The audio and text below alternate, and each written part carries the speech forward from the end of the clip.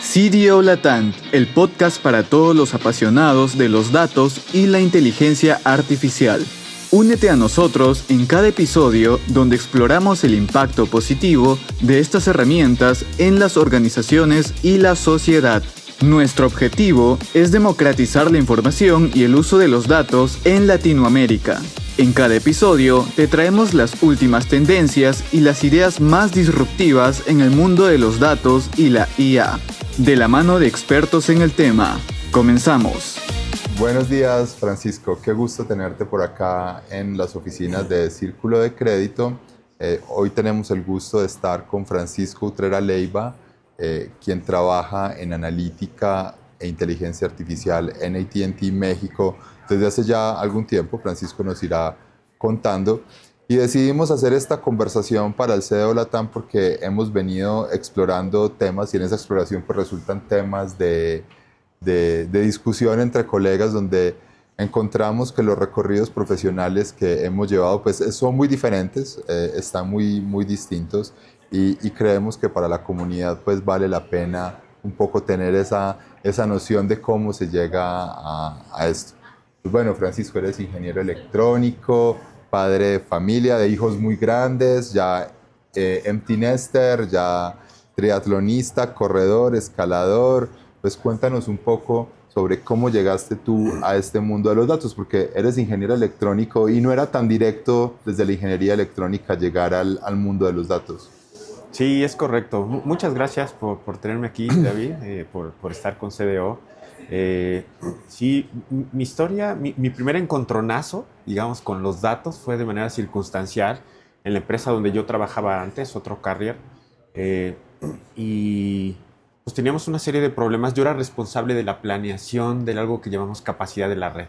Tener toda la infraestructura disponible para ¿Dónde poner antenas? Dónde poner antenas, capacidad de fibra, de enlaces para que nuestros clientes lleguen y conectaran sus oficinas distantes, ¿no? Entonces, pues cada año la verdad es que teníamos una especie de happy problem, ¿no? Donde pues, no nos alcanzaba la capacidad, se vendía de más y estos temas de infraestructura de telecom se crecen, es muy oneroso y es tardado. Entonces, como hacíamos este procedimiento venía del forecast que nos mandaba nuestro equipo de mercadotecnia.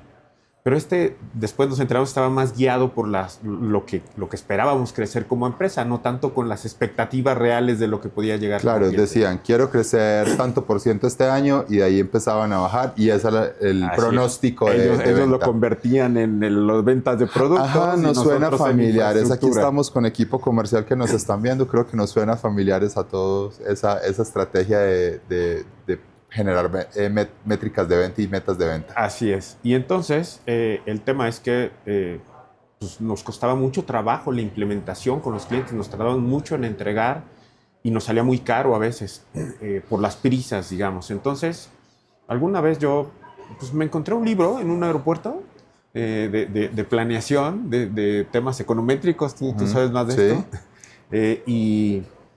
Y llegué y le pregunté al equipo, un equipo de ingenieros, ¿no? que su core es la capacidad de la planeación de infraestructura. Y lo que me dijeron fue, lo que dijimos, oye, ¿podemos hacer esto de otra forma? ¿Podemos, con el histórico, podemos empezar a planear hacia el futuro? Y la respuesta ¿tenían fue datos? Sí, teníamos datos, teníamos 10 años de datos de crecimiento de la red. Que no estaban aprovechados. Que no estaban aprovechados. Entonces, lo que empezamos fue hacer modelos econométricos, ARIMAS y cosas de esas para poder identificar cómo iba la demanda. Hacia dónde iba, sí. Y pues con esto, digamos que transformamos, se lo propusimos a la dirección general porque yo era el responsable de ir a pedir el dinero para el crecimiento de la red con base en la información que tenía. Entonces, digamos que retamos un poquito y complementamos los forecasts que teníamos y resultó en que pudimos crecer la red más eficiente, menos desperdicio y con menores tiempos de entrega hacia los clientes. Y ahí fue cuando yo en realidad me di cuenta que eso tenía del valor de los datos, ¿no? Que podíamos aprovecharlos para hacer algo. No había en ese tiempo, ¿no? Temas de ciencia de datos. Sí, ¿no? Big Data, Data Analytics. Estoy hablando de hace pues, más de 12, 13 años, sí. Claro. Y eso me abrió la puerta en AT&T. en AT&T. En AT&T me contrataron justo después de adquirir Nextel. Ya habían adquirido Usacell, adquirieron Nextel y me contrataron para una posición.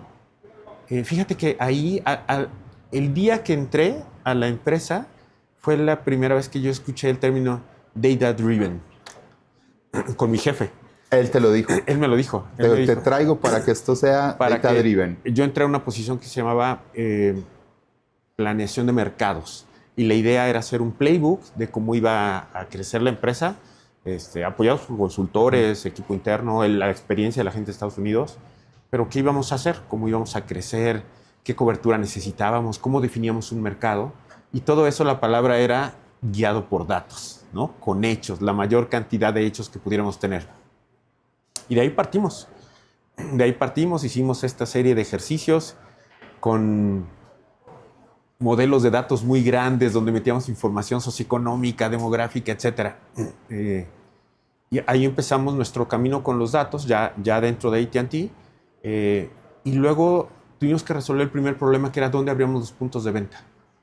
O sea, ya no era solo infraestructura, sino era la red comercial. Era toda la red comercial, era en dónde vamos a poner. Queríamos crecer muchísimos puntos de venta y pues dónde los ponemos. Entonces la manera tradicional en la que se hacía en la empresa era... el agente de real estate. El agente de real estate, los directores comerciales, con algunos análisis, estudios. Las isócronas. Isócronas y todo el asunto, y con eso determinábamos. Y lo que nosotros propusimos, guiados por la gente de Estados Unidos, yo le dije a mi jefe, ¿cómo le hacen allá?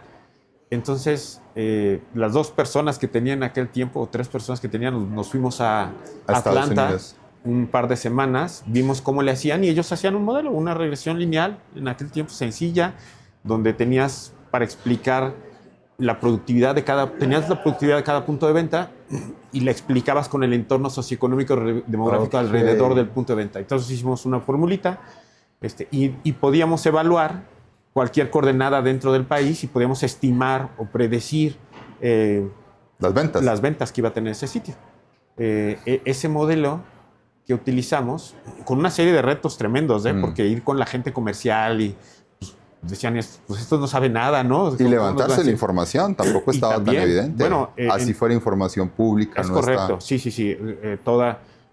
Todavía no teníamos términos de ETL como tal, ¿no? Entonces, pues, ¿cómo la limpiamos? ¿Qué hacemos? Etcétera.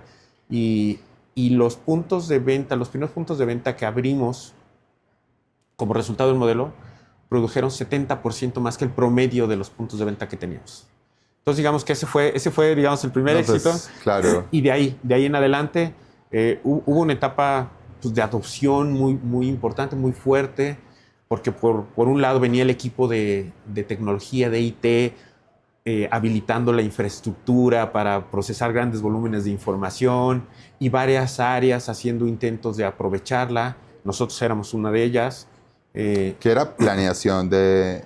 En ese momento ya el área, después del modelo de los puntos de venta, pasamos a hacer un área que se llamó inteligencia analítica. Inteligencia analítica. Sí. ¿Ya en qué año es? Ya eso fue por allá del, no sé, 2017 o algo así. Entonces, en el Inter fue ir viendo, pues oye, tenemos datos, ¿qué hacemos con ellos? Ir a buscar a las áreas para ver si los aprovechamos de alguna forma.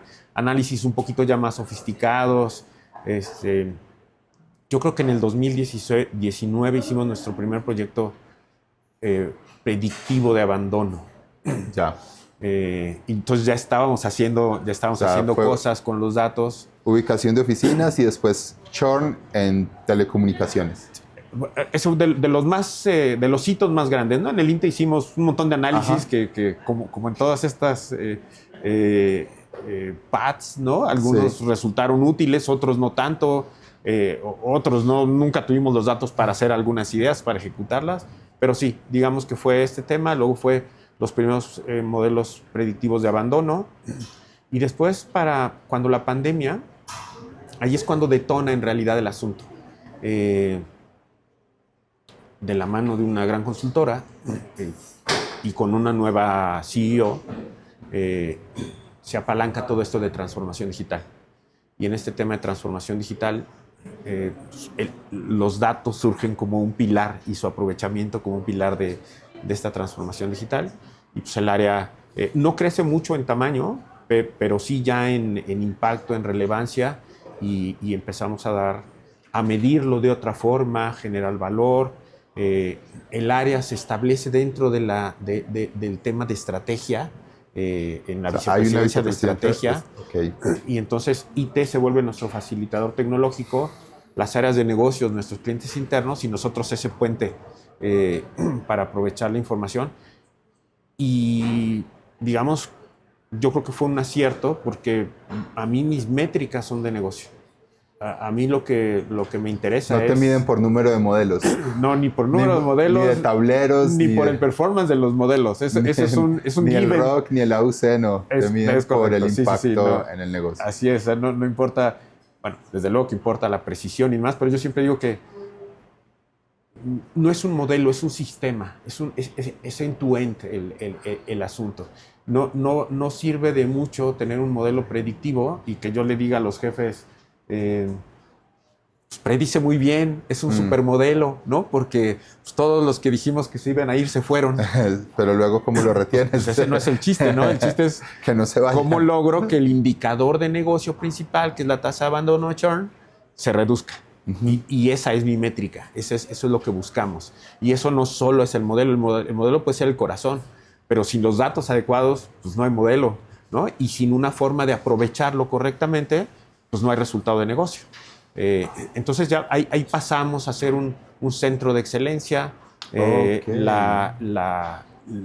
Nos organizamos por fábricas de negocio con objetivos muy claros de negocio y nosotros entrando y saliendo a esas... ¿Y cómo se llama hoy el área? Hoy es una... es que tiene un nombre bastante interesante. Sí, que yo creo que... Es una vicepresidencia adjunta de Ciencia de Datos e Inteligencia Artificial. Tenemos un par en Estados Unidos.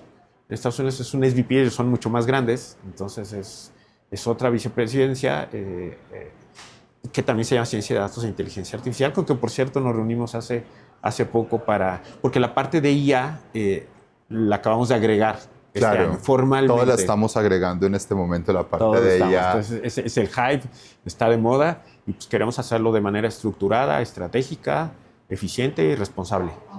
Qué interesante. Oye, antes de seguir hablando de temas de analítica, a mí me pareció muy interesante todo lo que tú haces, porque haces buzo, triatlón, escalas, y está interesante porque en la comunidad de CDO Latam, en mi experiencia conociendo a los asociados, hay muchos intereses muy diversos. ¿Cómo terminaste tú escalando y haciendo triatlón? Híjole, el deporte siempre ha sido parte de mi vida. Conforme he ido madurando, ¿no? Creciendo, haciéndome viejo, yo lo considero sumamente relevante. Toda mi historia en la escuela, participé en equipos de fútbol, jugué hasta fútbol americano un tiempo, y es parte de mi vida. Entonces, fíjate que a mí me cuesta mucho trabajo, por ejemplo, un domingo, un sabadito en la mañana, levantarme a las 7 para hacer ejercicio, nomás por salud. ¿Te cuesta? Me cuesta. Entonces, generalmente me pongo retos, ¿no? Entonces, pues empecé con amigos inscribiéndonos a carreritas y entonces pues ya tienes un objetivo y entonces tienes que hacer un plancito y te vas preparando. Esta es la parte analítica, hacer el plan, seguirlo, sí, hasta en el deporte. Tengo un amigo muy querido que dice, piensa en grande, comienza pequeño y escala rápido, ¿no? y es un amigo de escalada. Y es un amigo de escalada. Entonces, sí, ha sido parte y bueno, siempre me ha apasionado. Entonces le he buscado a diferentes disciplinas, buceo, hago surf, ¿no? Eventualmente también. Mi familia, mi mamá vive en Veracruz, entonces pues, no hay grandes olas, pero pues, te montas a la tablita y he ido a otros lugares constantemente a hacerlo. Y luego correr, ¿no? Correr, andar en bicicleta, nadar me fascina y pues, había un deporte que combinaba todo eso. ¿Que era el triatlón? Le entré el triatlón y le entré hubo un tiempo que hacía un año un triatlón y un maratón, ¿no? Y así me iba. Ah, wow. Y lo más que hice fue un Ironman 70.3. Y ahorita pues corro regularmente, ¿no? Los sábados he hecho mis 10 kilometritos y cosas de esas. Oye, Francisco, ya encaminándonos hacia el final de la discusión, a mí me gustaría reflexionar contigo sobre qué hace que un equipo de ciencia de datos, analítica, como lo quieras llamar, inteligencia artificial, sea exitoso. Para ti, ¿cuál es la clave para conformar un equipo de ciencia de datos y analítica exitoso en una compañía? Mira, para mí, por el aporte que hace el equipo, nosotros le llamamos el rigor científico. A mí, pues, se llaman científicos de datos por algo, no es un mote, ¿no? Nada más. O sea, hay ciencia atrás del asunto. Entonces, yo parto de tener gente muy capacitada en los temas técnicos, matemáticos, ¿no? Esto es mucho de matemática, de estadística, utilizas vectores, sí, utilizas matrices. Entonces, para mí ese es el fundamento.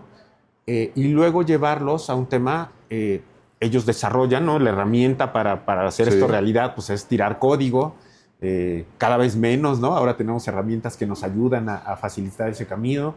Pero, digamos, tirar código, convertir esos conceptos matemáticos en realidad, a través de ahora, pues, reglas, ¿no? De pruebas unitarias que los científicos de datos no estaban acostumbrados. Incorporar toda esa práctica de software. Y la visión de negocio.